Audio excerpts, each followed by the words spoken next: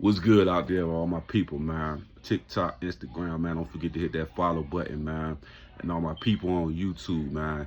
Don't forget to hit that subscribe button for me, G.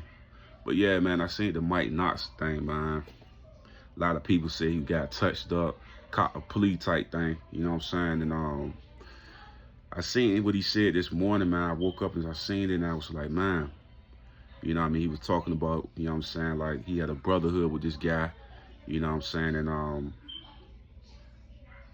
how do I explain this, man? When I seen the video, from my perspective, I always feel like why do people record these things? And then there's a lot of things I look at this situation I feel like is wrong, bro. One of the things I feel like is wrong is that Meek Mill be saying whatever he wanna say all over platforms, talking crazy. Then when Mike Knox respond and defend himself, it's just like, now I gotta apologize. Mike Knox apologized twice. Then I listened to some guys from Philly podcast, and they were talking about Meek Mill cannot stop people from getting hired or whatever the case may be, get record deals and this and that. Bro, that sound bogus, bro. Because think about 50 Cent and Ja Rule. 50 had to go out west and get picked up by somebody from Detroit to even get on. You know what I'm saying? Like, all the people in New York was blackballing 50 Cent. So it could be true. All this could be true. A hit record, yeah, we get all of that. But at the same time, bro, let's say you just an artist developing. Somebody could do that. You know what I'm saying? Like the 50 Cent and Ja Rule thing. That's the best example to say that. Somebody could do that, bro. Like, we can't make a narrative to say like, oh, he ain't doing this and that. It's too many people saying he doing it. That's the thing, man. It's one thing if one person's saying it. When you got a gang of people saying the same thing, get a little bogus, right? So let's go back to Mike Knox, right? Mike Knox apologized twice, right? Now, when we seen the video, of course, a lot of people going, when you put something on the internet, see, this is why it's a violation. Is when you put it on the internet, you give the world to have their own opinion or thought process of what really happened in that moment. You know what I mean? But like I said before, if it's a brother and y'all knew each other for years, let's just say that it was an out of town dude and Mike Knox was talking like that, that would be copping a plea, looking crazy. But if you telling me that's somebody I knew for 20 years and we built the relationship and we was talking as man and this and that. If you talking as man, why isn't it on the internet? I didn't agree with the internet, right? You know what I'm saying? But I got the perspective what Holmes was saying. The disrespect was on the internet, so we do the apology on the internet. And he said it was Mike Knox's idea, which to me was crazy for Mike Knox to say put it on the internet. It was even crazy. Like, so, okay, Mike Knox did the first apology. Then come out and do another apology. It's just like, bro, this looking bogus as hell, bro. Like, it looked super bogus to be doing that. You know what I mean? But like I said, again, I understand the friendship and stuff like that. We might say some stuff. We might throw some hands. But you know what I'm saying? And we come as men. But the internet thing is always what make things look messy, bro. You know what I'm saying? And then he coming out trying to clean up. I ain't get touched and I can fight this and that. It ain't going to look good at all, bro. It just ain't going to look good. Your brother should never say, man, we're going to post this on the internet. Your brother should say, bro, we handle this behind closed door as real man. Because it ain't about what other people think. It's about me and you as brothers. And it shouldn't have been on the internet. He know that. They all know that. That was a humiliation tactic, bro. That's a humiliation tactic, bro. So if I got love for my mans, I'm not telling him to put nothing on no internet. Because it ain't for everybody to know about. It's a brotherhood, nigga. That ain't for the world to know and try to like pick and choose on what was this or what was that. That to me is a humiliation tactic. Anything you put on the internet like that is humiliation tactic. So you as a man, nobody ain't gonna tell nobody to put it on the internet. That's not right. That won't cool. And that's why everybody's saying what they saying. The majority of people is not agreeing with what you did or what they did. It was silly to do that. That was bogus. Now you my man and you my man. I don't gotta put that on the internet to show people that. I don't gotta put it on there. That's bogus. That's a humiliation tactic, bro. Let's be real.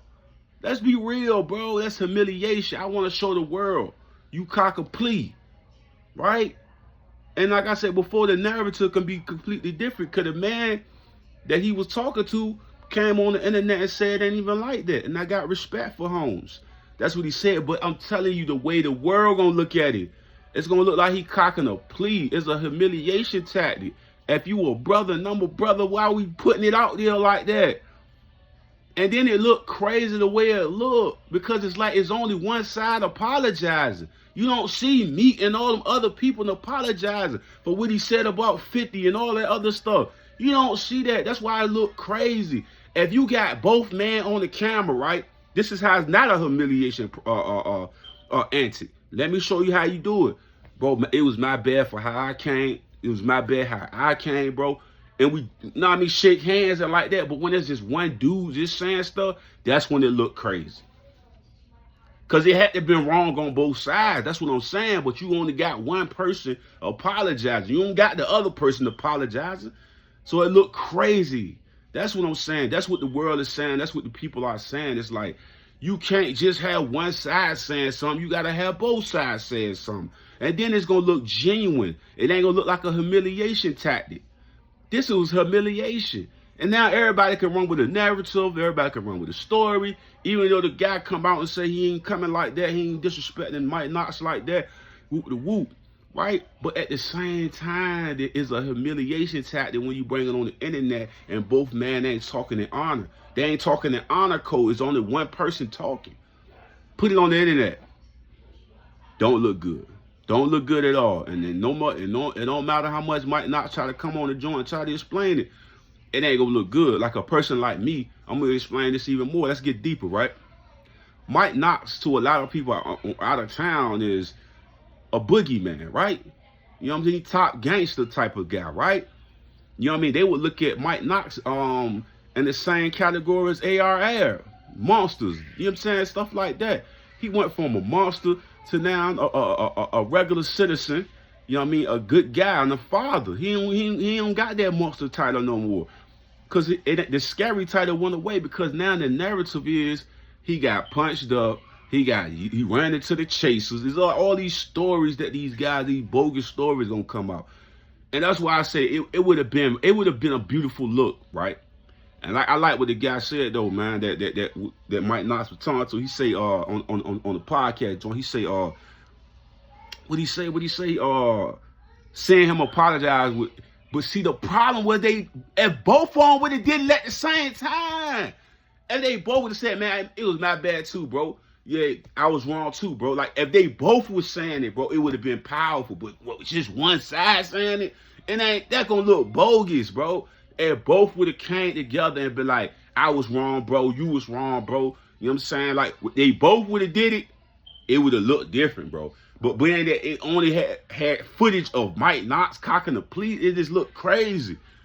You know what I'm saying? It made it look crazy. But like I say, being that the guy ain't coming up on no aggressive stuff saying, yeah, we did this and did that, it still look bad because people want to put that narrative on you, right? That's why I say it would have looked better. It wouldn't have looked like a humiliation tactic if they both would have been saying the same thing, showing love like brothers.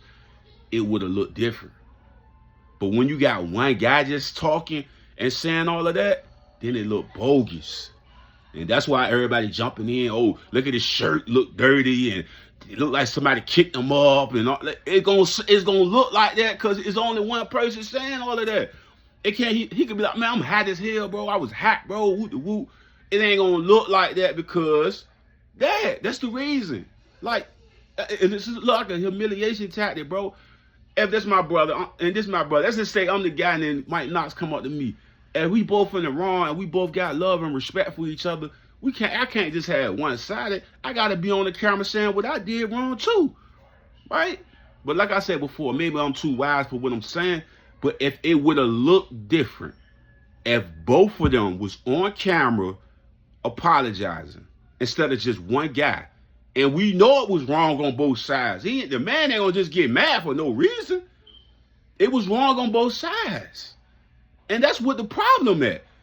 How is y'all keep doing wrong, and that man got to apologize twice, and they ain't saying nothing?